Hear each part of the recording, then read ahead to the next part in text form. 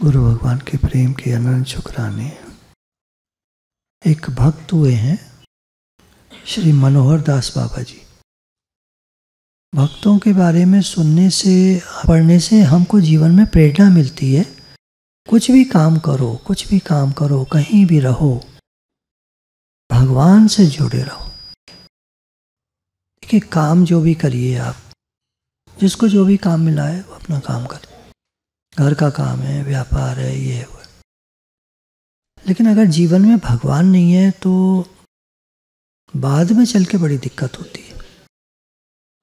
ये बहुत समझने की बात है। जवान आदमी सोचता है मैं कभी बूढ़ा ही नहीं होऊंगा। बूढ़ों को देखकर जवान लोग हंसते हैं। तो अब समय है, परिवर्तनशील है। बचपन गया, जवानी गई, बुढ़ापा आ गया, समय है। तो भक्तों के चरित्र पढ़ने से हमको जीवन में प्रेरणा मिलती है। कुछ भी काम करो, कुछ भी काम करो, कहीं भी रहो, भगवान से जुड़े रहो। तो ये भक्त हुए हैं मनोहर दास बाबा जी। नदिया जिला माधवपुर ग्राम, सन 1847 इनका जन्म हुआ। बचपन में इनकी माता जो हैं वो नहीं रहीं। 6 वर्ष की आयु में इन्होंने एक रात को एक स्वप्न देखा कि एक साधु उनको घर से बाहर निकालकर वन में ले जा रहे हैं और वन में छोड़ करके वन के वहाँ चारों तरफ आग लगा दी और ये अकेले बीच में, चारों तरफ आग जल रही है और अकेले बीच में फंस गए। 6 वर्ष की आयु में इन्हें समझ में आ गया सुबह उठकर कि संसार जलती हुई आग में जल रहा है। संसार एक वन के समान है, जंगल। अच्छा, वन कैसे यहाँ मिलता? किसी को कुछ है नहीं। खाली हाथ आदमी आता है, खाली हाथ चला जाता है। और इसमें आग लगी है, सबके मन में आग लगी है। जिनके जीवन में सत्संग नहीं है, आप देखते होंगे जिनके जीवन में सत्संग नहीं है, घर घर लड़ाई झगड़ा लगा हुआ है, आग लगी हुई है। 13 वर्ष की अवस्था में जब पिता भी नहीं रहे इनके, तो ये अद्वैत वंश के श्रीपाद नंद किशोर गोस्वामी के पास गए, दीक्षा मंत्र लिया और वहाँ नवदीप पुरी, वहाँ पर श्री रूपदास बाबा जी से वेश ग्रहण किया, यानी संन्यास ले लिया और इनका नाम हुआ मनोहर दास। सन 1881 में इनका मन किया मैं वृंदावन जाऊं और ये वृंदावन की ओर चल पड़े। वृंदावन में रहकर श्री राधा रमण के सेवायत जो गोस्वामी वगैरह होते हैं, वहाँ पर भक्ति शास्त्र का अध्ययन किया। उसके बाद कुसुम सरोवर, कामेवन और नंदग्राम में रहकर भजन किया। ये लोग जो होते हैं एकांत में भजन करते हैं। हमको भी दिन भर में कुछ समय एकांत जरूर मिलता है, उसका लाभ उठाकर भजन करना चाहिए। भजन फिर वही आपको हमेशा बताते हैं, कोई भी साधन जो हम भगवान के लिए कर रहे हैं वो भजन है। 1883 में इनको अंदर में एक भाव जगा कि मैं गिरिराज जी, गोवर्धन पर्वत है, वहाँ गोविंद कुंड है, वहाँ जाकर भजन करूं। वहीं पास में एक गुफा का निर्माण करा के और उसमें रहने लगे। मनोहर दास बाबा जी निरंतर हरि नाम कीर्तन करते, हरि नाम का जाप करते, लीला स्मरण में रहते, भगवान की लीलाओं का चिंतन करते, सोते बहुत कम। ज़्यादातर भक्तों के बारे में जो मैंने पढ़ा है, कोई 1.5 घंटा सोते हैं 24 में से, कोई 3 घंटा, कोई 4 घंटा बस। हमें नींद क्यों ज़्यादा चाहिए? भजन का शौक लग जाए तो फिर नींद की ज़्यादा ज़रूरत नहीं होती। बिछौना भी नहीं के बराबर रखते थे, बिछावन नहीं के बराबर, जैसे टाट वगैरह बिछा लिया। आहार में मधुकरी के आटे की रोटी जब मिल जाती, नीम के पत्ते का रस बना लेते वहीं, और रोटी को सूखी रोटियां जैसी रोटियां मिल जाती हैं, नीम के पानी में भिगोया और खा ली। स्वाद ना आए, कड़वा कड़वा, बाहर के जगत से कोई संबंध नहीं रखते थे। एक बार किसी ने एक मंदिर की सेवा उनको दी तो करी उन्होंने, लेकिन उदासीन भाव से, करना है ठीक है, अपना मन भजन में। एकाकी समय व्यतीत करते थे, ज्यादातर एकांत में रहते थे, बोलते बहुत कम। हम लोग क्यों इतना बोलते हैं? तो हम लोग बोलते हैं, हमें बोलने की आदत है, वो नहीं बोलते थे। शिष्यादि की बात होती कि शिष्य बना लीजिए, तो वो बेचैन हो जाते, वो कहते थे मैं शिष्य नहीं बनाता। हमारे यहाँ भी जो गुरु परंपरा है, जो हम गुरु मानते हैं, लेकिन वो हमें शिष्य नहीं मानते। तो शिष्य बनाने में बड़ा चक्कर है। जिसको देखते उनकी तरफ आ रहा है तो पहले से ही दंडवत कर देते, खुद दंडवत कर देते, वो बेचारा भाग जाता। सदा आत्मनिंदा करते, अपनी बुराई करते। अब मैं अपनी बुराई करूं क्या क्या करूं, भरी पड़ी हैं बुराइयां। सोच रहा हूं किधर से शुरू करूं। अगर मैं अपने अंदर झांकूं तो मुझे लगेगा मुझे बुराइयां ही बुराइयां भरी पड़ी हैं। अच्छाई तो सिर्फ एक है कि जो गुरु ने दी है कि सत्संग करो, बस एक ही अच्छाई है, और तो बुराइयां ही बुराइयां भरी पड़ी।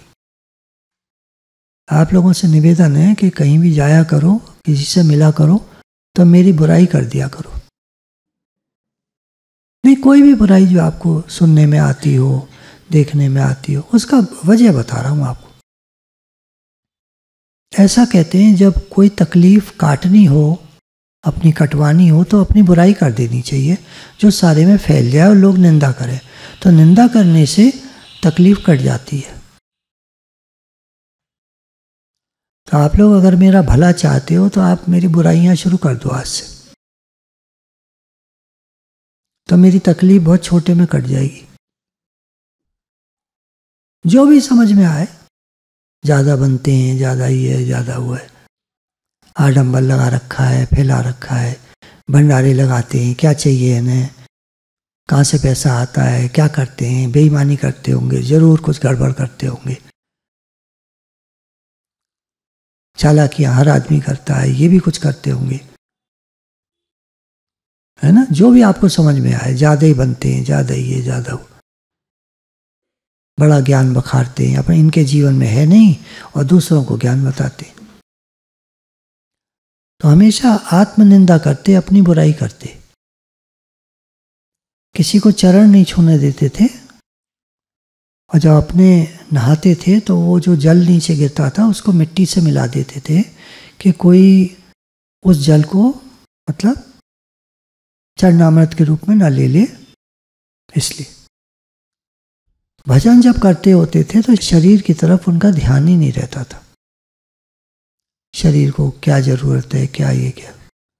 भजन में एकदम मच्छरों से परेशान होकर जब दूसरे साधु मसेरी लाते, मसेरी लगाते और बाबा से कहते बाबा मसेरी लगवा लो, तो कहते क्यों भाई, मच्छर हमारा क्या बिगाड़ता है, वो तो नींद आने में बाधा डालता है, भिन्न भिन्न भिन्न भिन्न भजन करने में सहायता करता है। एक बार की बात है, ब्रज में बहुत ठंड पड़ी, ललिता कुंड में बर्फ तैरने लगी। बाबा के पास ओढ़ने के लिए एक फटी पिछौरी के सिवाय और कुछ नहीं था, एक फटा टाट सा जो केवल पीछे आता है आधे में, आगे आता भी नहीं है। रात्रि में भजन करते समय शरीर थर थर कांपने लगा, उनको लगा भजन में विघ्न हो रहा है, तो ललिता कुंड में कूद पड़े बर्फ के पानी में। निकट में नवद्वीप दास बाबा रहते थे, उन्होंने अर्धरात्रि में कुंड में स्नान करते हुए किसी को देखा तो आवाज लगाई, आए, अरे बाबा क्या कर रहे हो। बोले देह बड़ा पोशाकी हो गया है, कपड़े मांग रहा है, लिहाफ रजाई मांग रहा है। उल्टा कर दिया। हे नाथ, हे नाथ, हे नाथ। देखिए, हम लोगों का जीवन देखिए और इन लोगों का जीवन देखिए। ये भी कह सकते हैं आप देखो कितने कितने कपड़े पहनते हैं वो। बाबा लोग तो बहुत कम कपड़ों में रहते हैं। बुराई करो किसी तरह। किसी ने उनसे पूछा भजन में विघ्न आते हैं तो कैसे करें? तो उन्होंने कहा प्राणों की बाजी लगाकर भजन के लिए चेष्टा करो। मन नहीं लगेगा भजन में, तुम करो, जान लगा के करो, तो भजन के विघ्न धीरे धीरे करके दूर हो जाएंगे। करो, ये मत सोचो मन लग रहा है कि नहीं लग रहा है, भजन करो। जब अकेले में समय मिले, जब कभी आपको समय, जब भी समय मिले, साधक की सरल एकांतिक चेष्टा देखकर भगवान प्रसन्न होते हैं और भजन का दरवाजा खोल देते। ये एक दिन में नहीं होता। विघ्न भजन करते करते क्रमशः धीरे धीरे शांत हो जाते हैं। भजन में जैसी दृढ़ता और एकांतकता की आवश्यकता है, वैसा ही धैर्य और सहिष्णुता की। जब भी अकेले टाइम मिले भजन करो। एक तो ये, दूसरा धैर्य चाहिए। मन नहीं लग रहा, मन नहीं लग रहा, ये कह के हम छोड़ देते हैं। कह रहे छोड़ो मत भजन, और सहन करो। कमियां देखें तो मेरे में एक और कमी है कि सहन नहीं होता। कह रहे सहन करो। भजन के लिए चित्त को उपयुक्त अवस्था में रखना कठिन काम है, लेकिन करना पड़ेगा। मन न लगे भजन करो, सहन करो और एकांत का लाभ उठाओ। फिर जड़ वस्तु यानी ये संसार से आसक्ति जाए बिना चित्त शुद्ध नहीं होता। संसार में जब तक आसक्ति है हमारी कहीं भी, तो चित्त शुद्ध नहीं होता, भजन में नहीं लगता। तो संसार की आसक्ति से मन को निकालना है। संसार से नहीं, मतलब संसार का काम कोई नहीं छोड़ने की जरूरत है। भगवान ने भी कहा घर छोड़कर जाने वाले को मैं सन्यासी नहीं समझता। जब तक वो साधना न करे काहे का सन्यासी। तो आसक्ति निकालनी है। जहां बैठे हो वहीं से निकाल लो या छोड़ के जाके निकालो। आसक्ति तो निकालनी पड़ेगी। कोई आसक्ति नहीं, सब भगवान का है। ये संसार किसका है? और हम क्या सोचते हैं? हम अपना घर, अपनी चीज, अपना पैसा, अपना कारोबार, अपना काम, एक अपना ये अपना, हम अपना कहते हैं। ये गलती है हमारी। तो इसको ठीक करना है भगवान का कहकर, और फिर काम करो, फिर सब काम करो। हम तो मैनेजर हैं। तो भक्ति तभी होगी जब संसार से आसक्ति हट जाएगी, मिट जाएगी, निकल जाएगी। क्योंकि भक्ति हुए बिना भगवान की उपलब्धि कैसे होगी? भजन के प्रभाव से जैसे जैसे जड़ संस्कारों का क्षय होता है, जड़ता के संस्कार, घर परिवार ये वो दुनिया में हमारा मन लगा है, तो जब भजन होने लगता है तो ये मन संसार से निकलकर निर्मल होने लगता है और विघ्न दूर होते हैं। गोविंद कुंड में मनोहर दास जी जब भजन करते थे, उस समय वहीं पर एक दुर्लभ दास बाबा जी भी भजन करते थे। तो उस समय की बात है, वृंदावन में प्लेग का प्रकोप हुआ। पहले जब प्लेग का प्रकोप होता था तो उसमें बहुत सारे लोग का शरीर शांत हो जाता था, दवा नहीं थी तब तक। तो ये बता रहे हैं, दुर्लभ दास बाबा जी की एक बात बता रहे हैं कि एक दिन की बात है, नीम के वृक्ष के नीचे बैठकर, कड़ी धूप थी, माला कर रहे थे, नाम जप कर रहे थे। सहसा उन्हें ऐसा लगा कि कोई काली छाया वहाँ प्रकट हो गई है। उन्होंने पूछा आप कौन हैं, किस लिए आए हैं? तो आवाज़ आती है मैं काल दूत हूँ, आपको लेने आया हूँ। आप माला करना छोड़ दो और चलो मेरे साथ। तो बाबा जी ने कहा चलने को तो मैं तैयार हूँ, लेकिन माला नहीं छोड़ूंगा। तो आवाज़ आती है कि आज आप जब तक नाम जप नहीं छोड़ेंगे मैं आपको नहीं ले जा सकूंगा। तो बाबा ने कहा मैं तो नाम जप नहीं छोड़ूंगा, आप मुझे ऐसे ही ले चले। तो दृढ़तापूर्वक बाबा जी ने उत्तर दिया। छाया मूर्ति वहां से गायब हो गई। बोलिए सच्चिदानंद भगवान की जय। तो मनोहर दास बाबा जी को जब ये बात बाबा जी ने, दुर्लभ दास बाबा जी ने बताई, तो मनोहर दास जी ने कहा कि इस समय तुम्हारा मृत्यु योग था, भजन के प्रभाव से टल गया, आयु में वृद्धि हो गई। तो इस तरह की बातें भक्तों के जीवन में आया करती हैं। भक्तों के जीवन से हम बहुत कुछ सीख सकते हैं। भगवान का नाम जो हमें पसंद है या महामंत्र करते रहें, करते रहें। ज्ञान का चिंतन, सत्संग सुनना, कीर्तन, नाम जप, सत्संग, ये सब भजन। गुरु भगवान के शुक्राने। राधे राधे भगवान जी।